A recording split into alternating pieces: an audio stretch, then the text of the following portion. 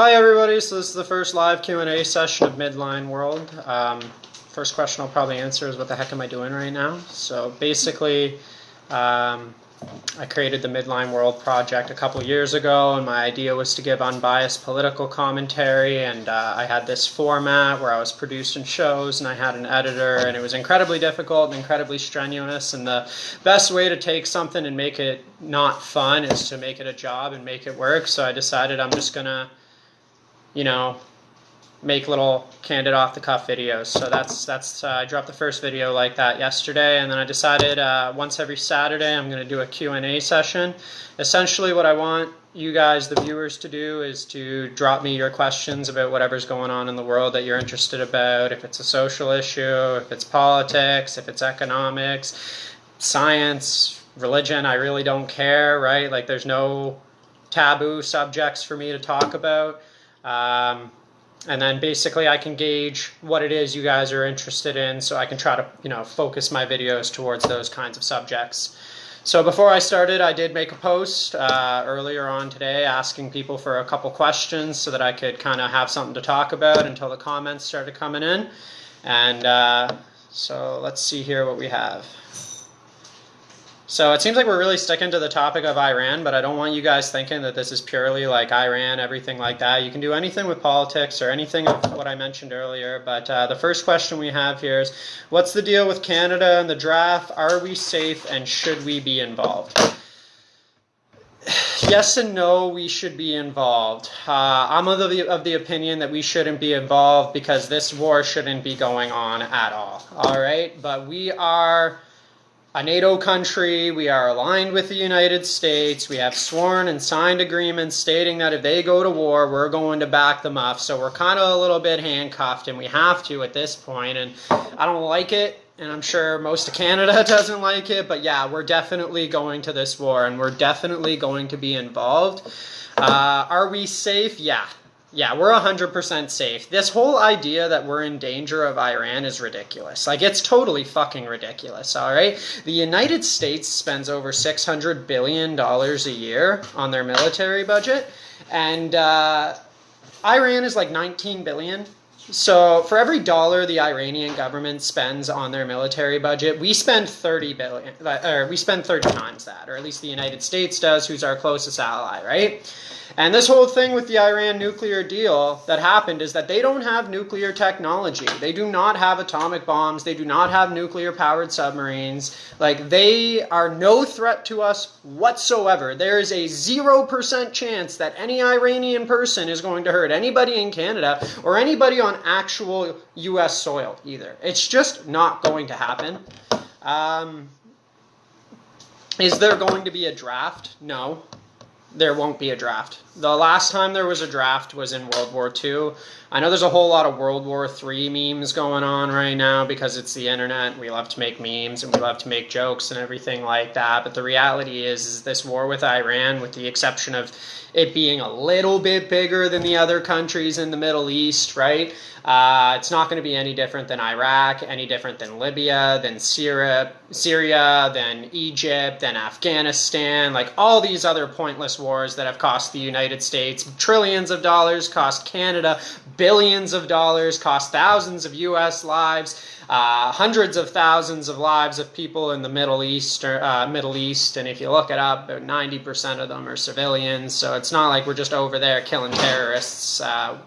Maybe like 1 in 10 is the stats that we're actually killing. The rest of them are all innocent civilians. What's the next question we got here? Is this really over oil when we have alternatives as long-term green energy? Yeah, okay. We have the ability to have long-term green energy. We have the technology to create completely sustainable energy programs, but the problem is you have a multi-billion-dollar a year oil industry that has very powerful lobbyists that are donating money to both of the political parties in the United States, both of the major political parties in Canada, It's essentially a legalized bribe system where you put massive donations towards a specific political party, and they make sure that they're not going to pass bills that are going to hurt the oil industry, or at least make it easier for us to transition over to green energy.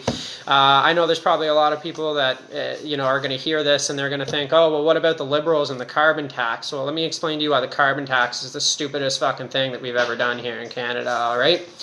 We as a government already spend billions of dollars. I think it's something like 30-ish billion, a little over $1,000 per Canadian citizen we give as subsidies to the oil industry, right? So if we give them $30 billion a year and then create this carbon tax system, which charges them based on the pollution that they create, and then we take back $2 billion through that carbon tax, we're still giving them $28 billion. We're literally just taking back a small portion of our money and creating massive levels of bureaucracy and departments that have to enforce this carbon tax, and then lawyers that have to be paid to fight the provinces in court that don't want the carbon tax. And I personally think, and all the numbers show, that a much better solution would be to just cut the subsidies by the equivalent of what you would generate through the taxes. Massively less bureaucracy, massive less taxes needed to enforce it by all the agencies that are in charge of the carbon tax. Like, it's a massive waste of money, and it's mostly just political grandstanding so that Justin Trudeau can turn around and say, look at how much I did for the environment. And to answer the original question about long-term green energy, we could have long-term green energy, and it's already undercutting the costs of natural gas and oils, even though oil is subsidized. If we move those subsidies away from the oil industry towards renewable energy, we could make things like heat pumps cost less than $1,000 and have you make that $1,000 back on your house in a run of 6 to 7 months, because I've got them and my heat bills are nothing. But yeah, as much as we could, I don't think we will until we take money out of politics and we get rid of lobbyism, right? Which is the number one thing that I would do if I was ever prime minister. What's the next question? Is society connected enough to each other in our pasts to not repeat history? Most people don't know their history. That's the problem, right? For God's sakes, we've got a very large contingent of people on the internet that think the Holocaust doesn't exist, that the earth is flat, and that planes are putting chemicals into the sky, even though rich people breathe the same damn air that we do, right? So no, I don't think that we know enough about our history to not repeat it. Are we ever going to move past mass violence and become a totally cooperative and more harmonious planet? What I'm about to say is really controversial. The answer is yes, if we can get rid of religion. All right? And that's not to say that any particular religion is bad, but I think religion as a whole creates cultural division, and it creates a division of values and morals. So here in Canada and the United States, even if you aren't a Christian, the reality is you have a Judeo-Christian moral compass, because based on the culture and the laws that you have grown up around, right? And a lot of people, including myself in my teenage years, have this thought that all the people around the world and all the countries around the world go to war and they fight with each other, but everybody kind of wants the same thing, and everybody loves their kids, and everybody wants to take care of their family and just have a good job and live peacefully. That's not true. It's just not. Those are Judeo-Christian values, right? We have religions that will strap bombs to their children and blow their children up, right? And that's not to pick on the Islamic religions, because it's obvious that's what I'm talking about, and I'm not going to sugarcoat it. We also have sections in the Bible that say that if your daughter is raped, you should sell her to your rapist so that she has a chance of getting to heaven for having sex out of wedlock, right? So all of this religious stuff is a huge hurdle that we as a society will either always deal with or eventually have to overcome if we do indeed move towards a harmonious, cooperative state. Just one world, basically. A little bit of a technical issue there. And we just have a comment here. We should be focusing on light speed travel before our Earth is no more, not destroying each other before we get hit with a supernova.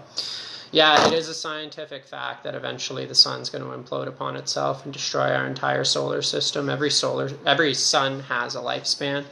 There is a theory referred to as the Imperium of Man. The Imperium of Man is something that people believe will happen or either already has happened, and it's essentially that humankind as a species will spread out into the stars, right? And it's not going to happen in our lifetime, but it could begin in our lifetime, in the sense that if you create a totally sustainable spacecraft that runs on solar energy, that can create its own food, that can create its own water, and we begin a 10,000 year travel to another planet that can inhabit life, it's not going to be me or your kids or your kids' kids that get there, but eventually the humans are going to get there, and we're going to be on another planet if we can get our shit together and not destroy the whole thing via climate change, right? So, yeah.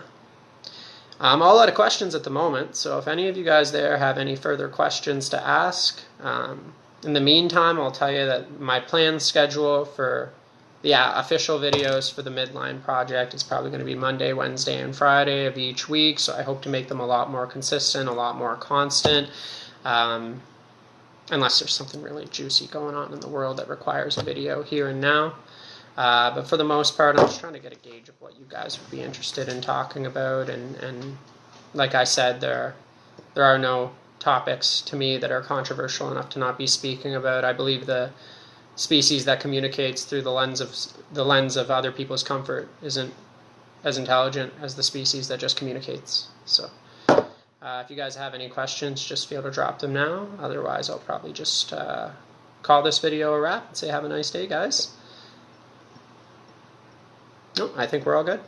All right, well, thank you guys. This is my Saturday ramblings. Hopefully next week I'll have a few more questions prepared by this time, but if you wanted an idea of what I'm hoping to do with this channel, this should hopefully give it to you.